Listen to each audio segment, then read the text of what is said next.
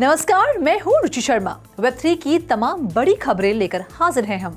NFT market place magic Eden ने उन सभी यूजर्स को रिफंड करने का वादा किया है जिन्हें एक एक्सप्लॉइट की वजह से उसकी वेबसाइट पर फेक NFTs खरीदने के दौरान मिले थे। 4 जनवरी के एक बयान में कंपनी ने कहा कि इसकी स्नैपी मार्केट प्लेस और प्रो ट्रेड टूल्स के लिए नए तैनात इक्विटी इंडेक्सर में एक बग फेक NFTs को वेरीफाई करने और जेन्युइन NFT कलेक्शंस के साथ लिस्ट होने की अनुमति दे रहा था। मैजिक ईडन ने कहा कि एक्सप्लॉइट के कारण पिछले 24 घंटों में 4 कलेक्शंस में 25 फेक NFTs बेची गईं, लेकिन हाल ही में ये कंफर्म किया जा रहा है कि क्या दूसरी NFTs आखिरी दिन के बाद भी प्रभावित हुई थी। प्रभावित प्रोजेक्ट्स में से 2 हाई प्राइस्ड वाली और popular Solana based collections ABC और Y00TS थी। बढ़ते हैं अगली खबर की ओर। एक्सचेंज ने घोषणा की है कि FTX जापान के कस्टमर्स फरवरी तक अपने फंड तक पहुंच हासिल करने और उसे निकालने में सक्षम होंगे।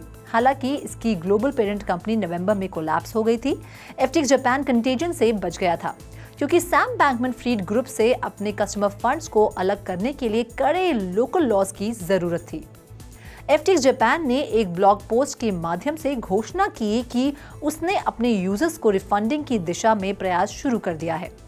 चैनपेंग जाओ और बाइनेंस द्वारा चलाए जा रहे बैंक रन द्वारा FTX के धोखाधड़ी और लापरवाही प्रबंधन को उजागर करने के बाद US में चैप्टर 11 बैंक्रप्सी प्रोटेक्शन के लिए फाइल किया गया था, जिसकी वजह से 30 एफिलिएट्स और सब्सिडरीज होते हुए देखा गया था।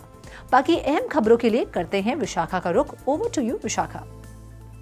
CNBC द्वारा प्राप्त एक इंटरनल ईमेल के मुताबिक माइकल रूबन की sports platform company Fanatics NFT company Candy Digital में अपनी 60% हिस्सेदारी बेच रही है।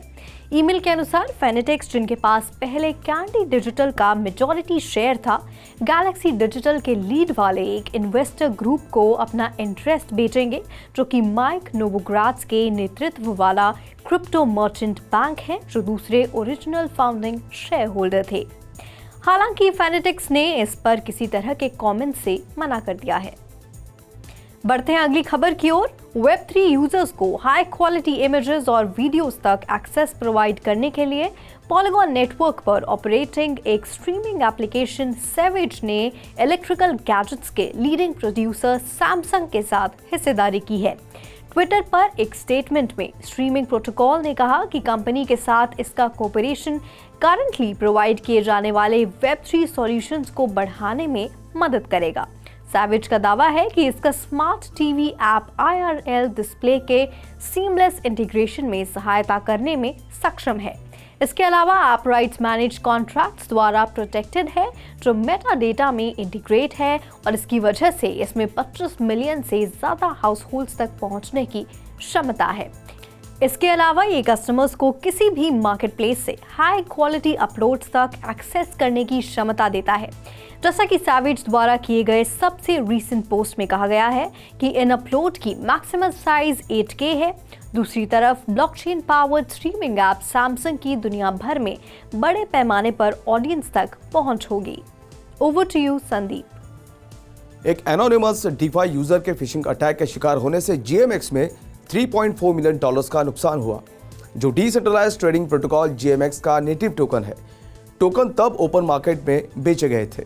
GMX के टेलीग्राम ग्रुप के एक एडमिनिस्ट्रेटर ने फिशिंग इंसिडेंट की पुष्टि की, जिससे साफ हो गया कि यह घटना का GMX प्लेटफॉर्म पर किसी भी सिक्योरिटी इश्यूज से कोई लेना देना नहीं है। ये पूछे जाने पर कि उन्हें कैसे पता चला कि ये हैक हुआ है, तब ग्रुप के एक मॉडरेटर ने कहा कि टीम विक्टिम से सीधे संपर्क में थी। ऑनचेन डेटा से पता चलता है कि अटैकर ने 3 जनवरी को शाम 7 UTC पर विक्टिम के वॉलेट से फंड्स निकालना शुरू कर दिया था। सिक्योरिटी एनालिस्ट पेकशील्ड के अनुमान लगाया कि अटैकर ने लगभग $3.4 मिलियन वर्थ के GMX को दूसरे एड्रेस पर भेजकर उन्हें इथेर के लिए स्वैप कर दिया था। चोरी किए गए इन फंड्स को इथेरियम मेननेट पर हैकर के एक एड्रेस पर ब्रीच कर दिया गया था।